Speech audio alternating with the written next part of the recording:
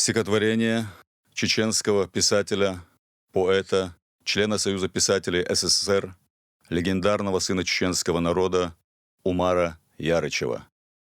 Назидание людям. Вы по прихоти разума странной напридумали столько богов. Шар земной разделили на страны, а себя на друзей и врагов.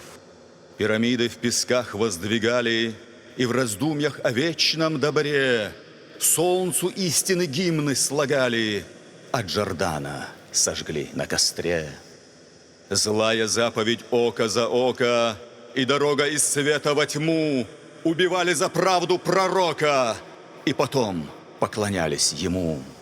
И сегодня в забвении память мы и жизни, и смерти верны, ищем мир на земле и веками служим грозному богу войны.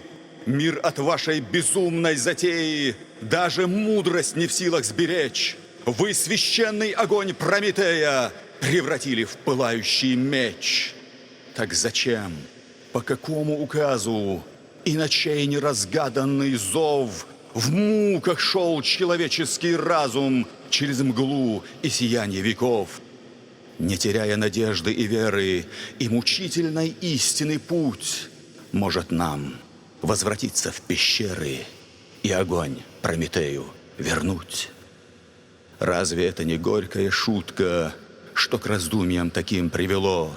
Люди, вам не становится жутко за уже сотворенное зло, за пророков дорогу искавших в раскаленной и яростной мгле, за себя, за живых и за павших, за потомков своих на земле, что истории мрачные главы начинаются словом «война», Герострата печальная слава, и сегодня кому-то нужна.